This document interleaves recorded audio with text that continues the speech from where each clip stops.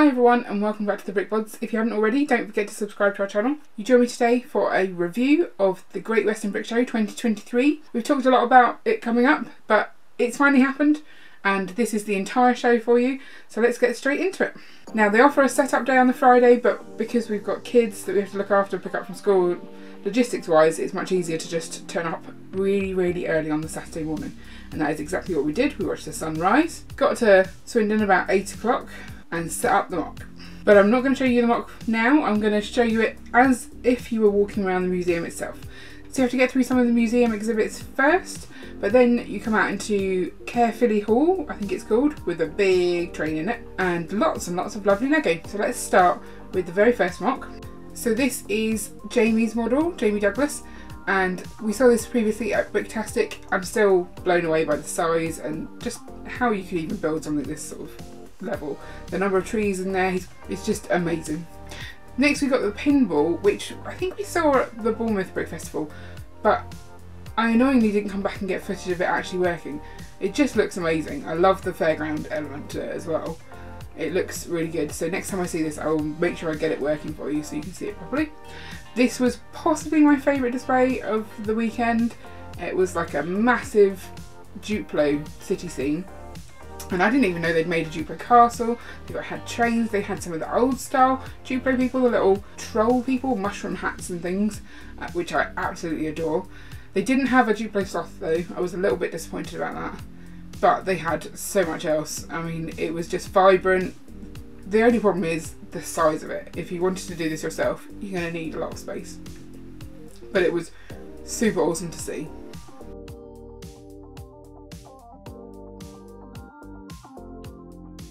Next up we have a train station. This is an underground train station, so you have to get right down on the level with it. I thought the trains looked amazing, really good. I love the little underground symbols. Then loads of trains going on. Obviously this is held at a train museum, so it's not surprising to see so many trains.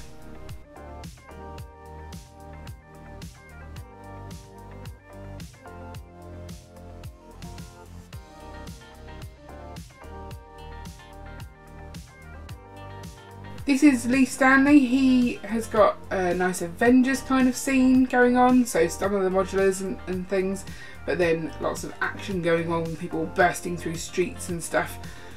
Just a lot going on here.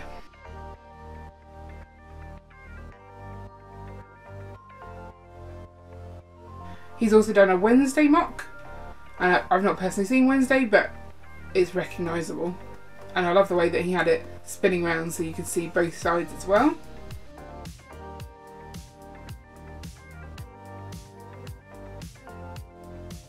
And then of course he's got his Muppet Theatre, which has reached 10k on LEGO Ideas, so it's got all the interchangeable scenes as well.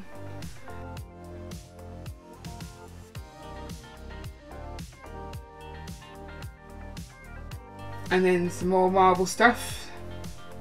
So a big scene where, I'm assuming this is some sort of battle. I really have not seen enough Avengers to know what's going on here, but it looks cool. Daniel Jarvis here has done a big castle, lots to see. Again, the nice 360 viewing angle means that you can get right in there, see all the details. I really like the cloak on the guy at the back.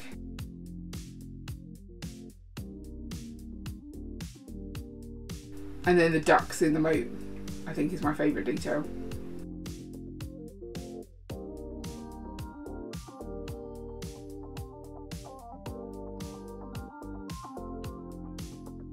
Then we've got a fortress, sea fortress in that classic yellow Lego style, and I love the figures in this. This is more the mini lands scale, I think, that they have like in Legolands, and I love the Duplo polar bear in there as well.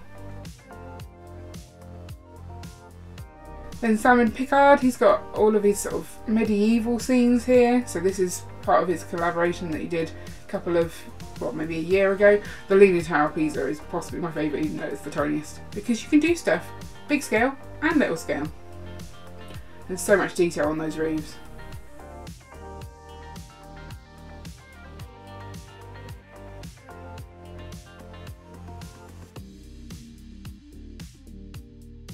Now next up we have Johanna's mock from High Tea Toys, and this is off the scale detail.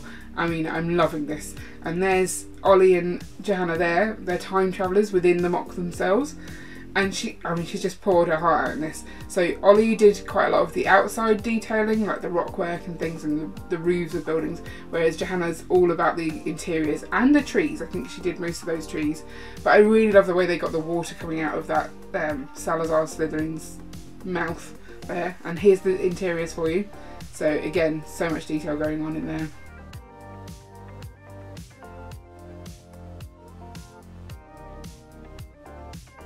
Look out for Dobby. There he is.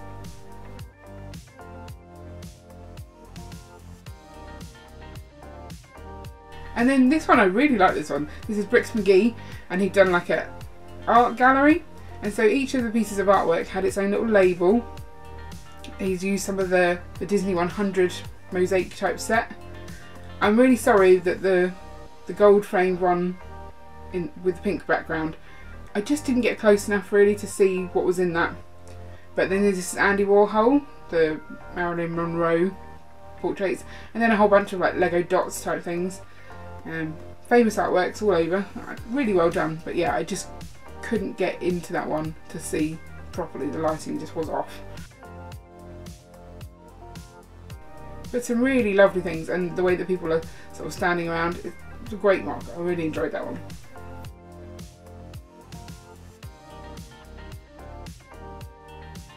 And this is in the room where we were. So this is Lester. He's got quite a lot of rebrickable mocks, Star Warsy ones. That was the details of where you can get them. This is Paul Clark. He's got his pirate area, and he's actually got some of that base weight signed by like the guy who designed the original Pirates themes. Essentially made his childhood, he said. So he was happy to have that, and he got that in Scareback. Then this is Monarch's table. So he's got his recolours of the modulars again, and his Friends mock, which did unfortunately suffer a bit of damage on the way, but we put it back together. No one would be able to tell. It looks just as fantastic.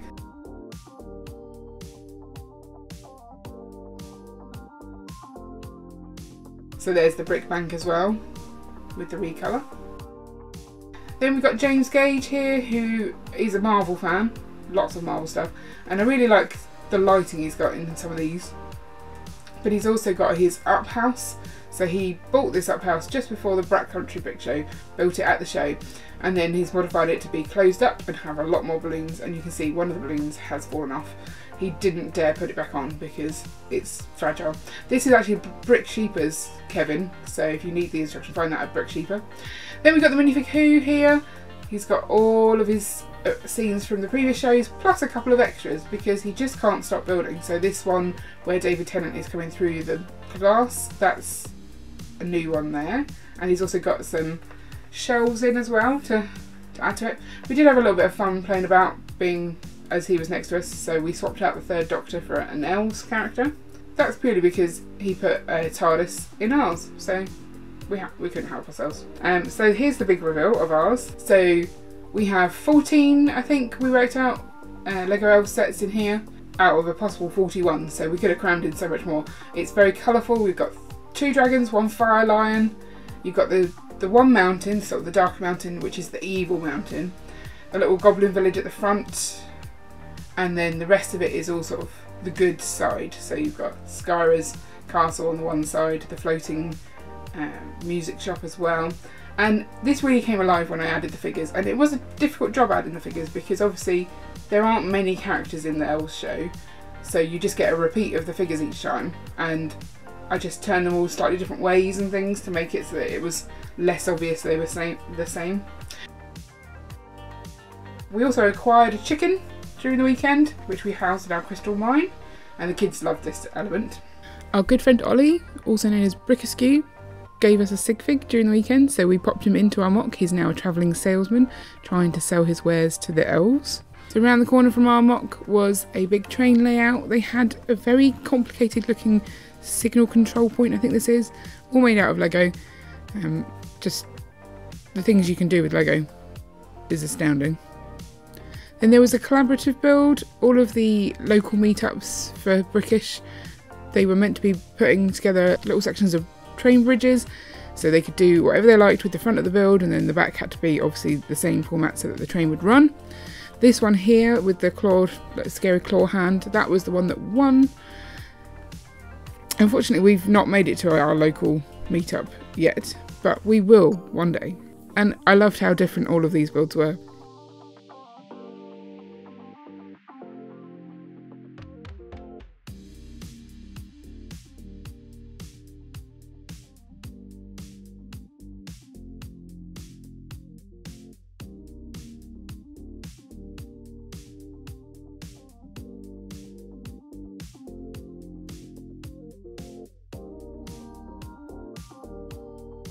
The Swindon group did a around the world theme, so you've got US there, I think that's maybe Germany and Greece.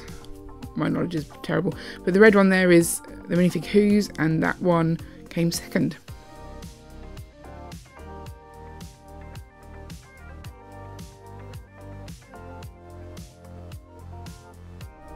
I love the colours on these crowns, and I also really love when anyone does a rainbow build, so especially Rainbow Spacemen, they just look super cool.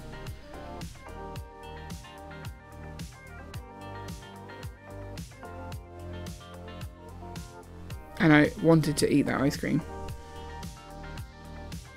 This is Simon Scott's stand. He's got his 3-in-1 castle rebuild, and then his ideas set that hopefully will be out next year.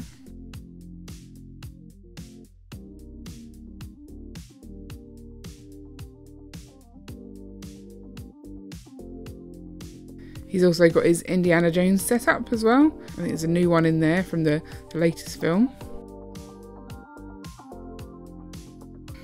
Across from him there was a train station build, and I love the way that this was actually set up so that it could be closed.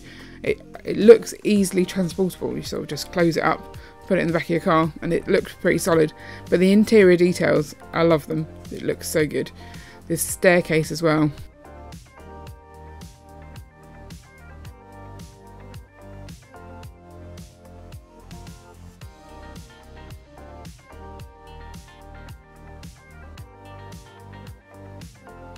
And then he had a little train layout as well. Really beautiful train station here with all that sort of flowery details.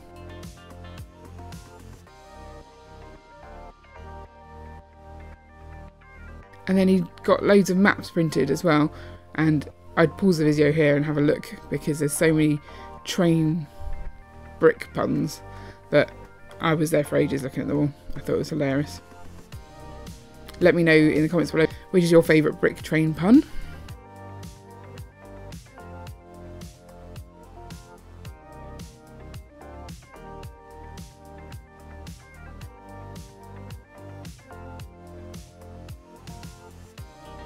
This one's a library in Manchester.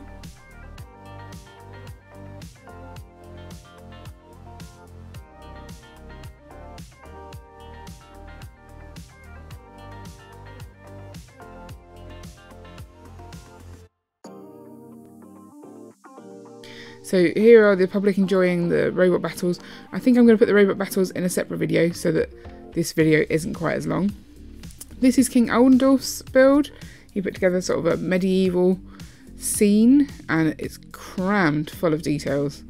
There is so much to see in here, and he did have a find the thing trail for kids, which I beat Ian at because I was clearly much better at finding things. This is Wes's stand. He normally does like the Mario stuff. This is a whole load of stuff that I don't recognise, but I imagine if you do know what it is, you'd be suitably impressed. I mean, I was still impressed, but I had no idea what it was. And then Emily did a giant creeper. I love the simplicity of these builds, like clearly recognisable what they are. Very blocky like Lego should be. And then also he had so many micro scale builds. I mean, this is Jurassic Park. And it's just, the detail is so impressive.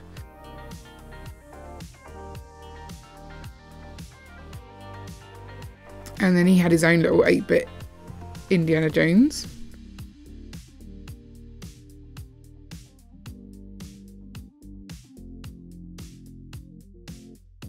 And look at Ariel. Oh, in fact, look at Flounder. Flounder's so cute. This one, I think, was meant to be on top of that tower, so you could see sort of all the sides, but I don't think it was very stable, so they'd taken it down. I also like the number of times you could see things that had been made from the brick pit on people's tables. I love the creativity. Now, this is one of my favourite builds as well. So this is Princess Avenue, and this is actually, the story here is that they work at Disney Studios, and these are their houses just outside of the studios for when they're off duty. So you'll see quite a lot of the princesses in there, but they don't look like they normally would. So Cinderella had her hair up and she's wearing jeans. I think Anna there has a lot shorter hair. But the detailing on this was superb. And this was done as a family build, so the whole family got involved. And I think that's just how Lego building should be, really.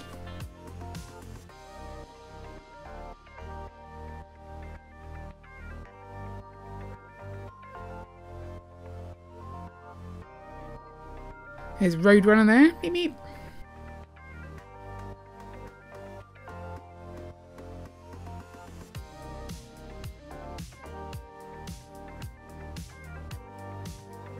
And this gets into the realms of things that I don't really understand, but the Teal Squadron, there was so many ships laid out here, and all of them with an element of teal in them, which is one of my favourite Lego colours.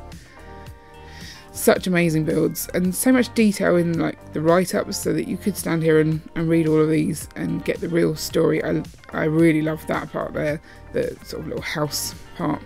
I kind of feel like it's maybe Star Warsy, but I don't know enough to know. But Swindon definitely makes me feel like it's the Swindon version of Tatooine.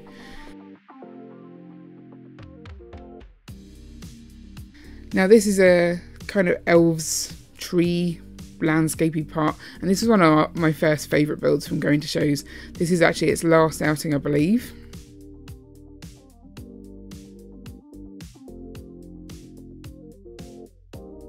And again, look at what you can do in microscale.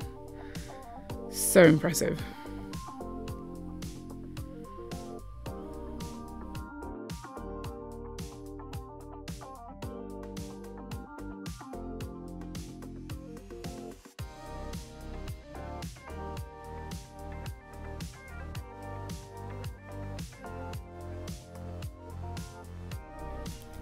I mean, these tables were super full, so much to see.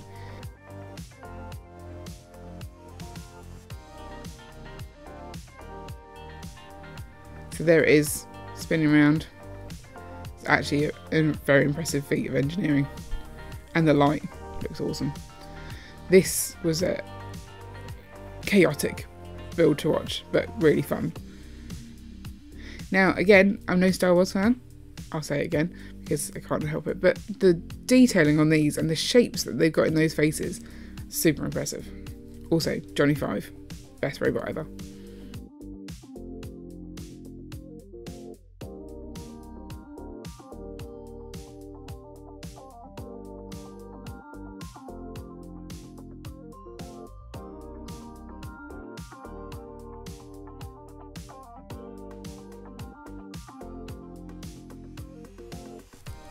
Everyone loves a bit of Jurassic Park.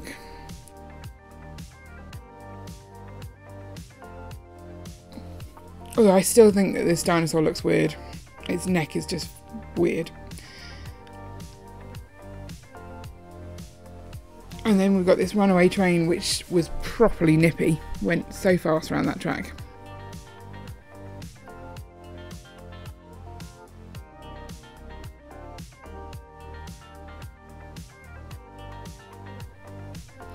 Now this is the Crystal Maze, and I missed this the first time round. I saw it, but I didn't realise what it was. Once I'd worked out what it was, I was all in. I love the Crystal Maze. And the attention to detail, like some of those games in there, I recognise. And then the dome itself. Now this is Jackie's stand. Jackie was my favourite mock at last year's Steam, and she's got some of those still in there, but she's added more. And in front of her stand she's got like a big Duplo layout, and that is actually to stop the kids from getting too close to her builds. Genius idea. But it's so colourful, and I just love the way she does like big large colour blocks. She also had a little Duplo sort of machine for, I don't know, processing mini dolls. Odd concept, but they went down the slide along the little conveyor belt and then up the hopper into storage. It was just fun to watch.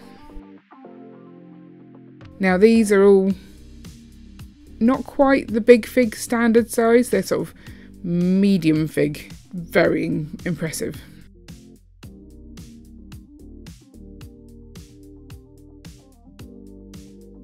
There was also a guy, I think he had like some interaction here where you could drive these up and down the table next to him. I never actually saw that going, but I'm sure the kids loved it. Now this, I thought it was just an interesting way of showing all the different tiers, having them sort of offset so you could see more of the detail. But then I came back later on and it was moving, and I was astounded by this. I mean, just look at the way it goes. It's so clever.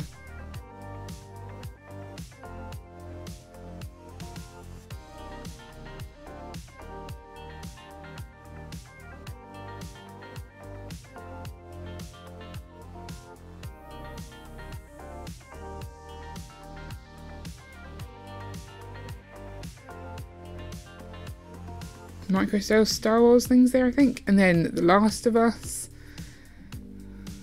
We've also got Fallout, Portal and The Walking Dead here. So again, smaller scale things still look amazing. This Danger Mouse mosaic as well, I really love this.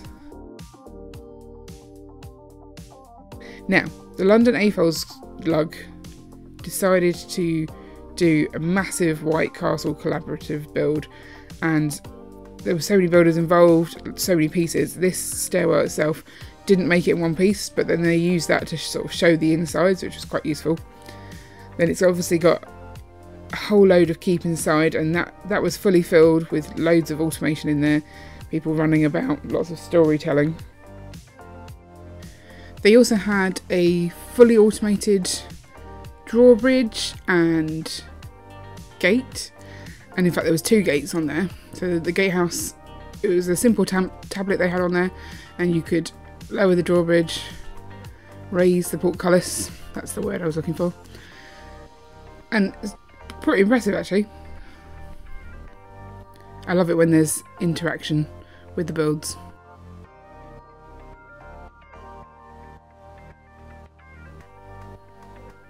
I did walk away and leave the castle vulnerable, obviously, because that's the kind of person I am. You can see over there the sheep, there's a dog in there. The sheepdog is Scooby-Doo. And then this section here is Matt Elder's build. This is his very first show, and his kids got involved as well. Looks fantastic.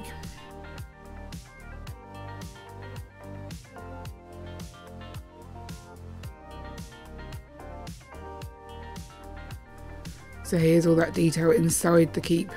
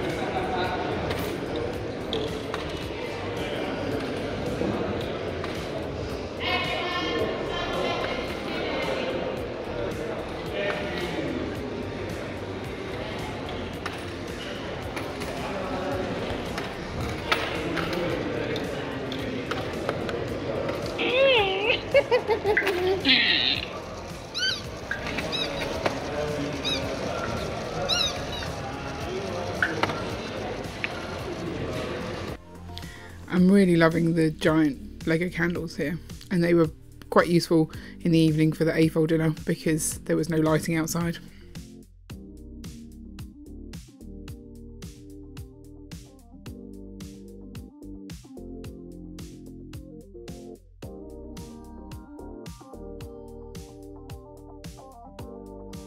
This one here, once it's all closed up, is actually a teapot.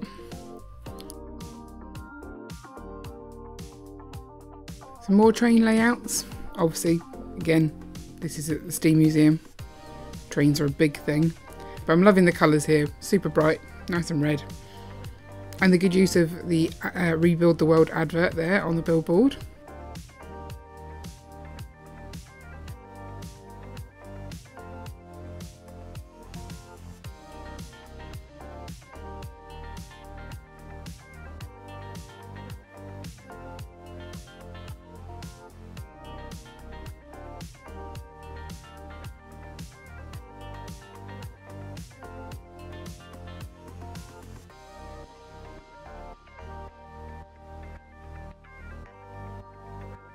Lego Ideas really likes real world objects, so maybe some of those should go in.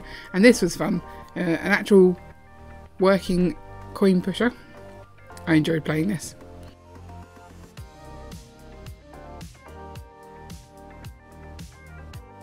This is the brick sorter, and it takes small pieces, large pieces, separates them out into two piles. I'm pretty sure you used to be able to see inside the rotating drum, but that's now got bits around the edge. Either that or I'm at the complete wrong angle for this.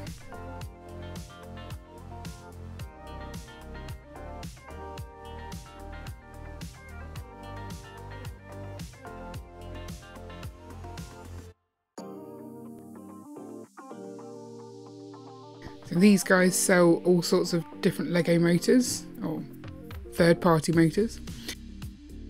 This one here is a map of the UK, but with little bits of motion dotted around. I absolutely adore this build. It's so cleverly done.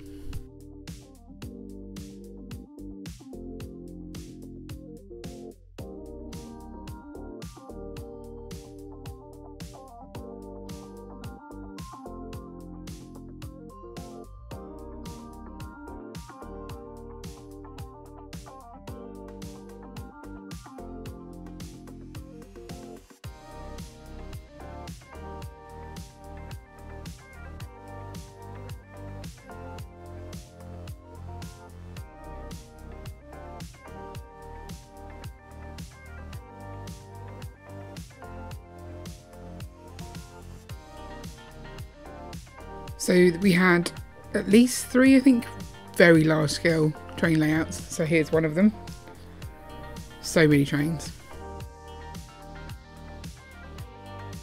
I can't imagine how long this takes to set up. And then this is Ben Rogers, who was at the Sea City Museum with us. So this is his full layout. I always hone in on those swans because I just really love the technique on those. Ben has a couple of points where you can interact with the build.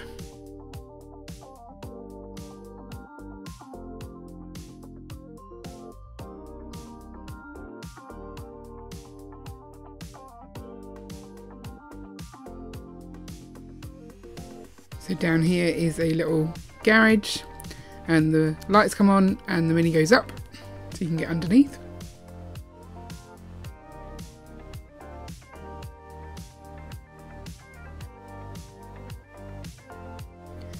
So this is a section that he took to the Sea City Museum, so if you want to see inside these buildings, because they do have interiors, then I'll link up that video for you.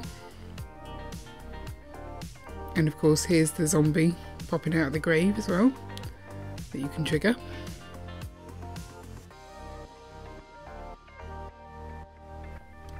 And then another big train layout.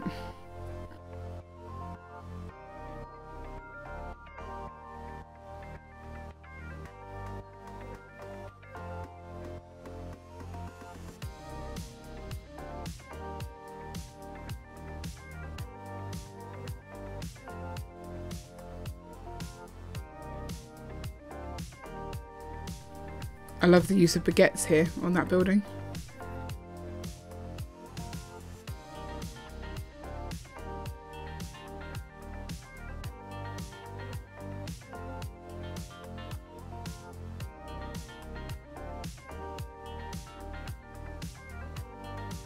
And I think this is the final massive train layout.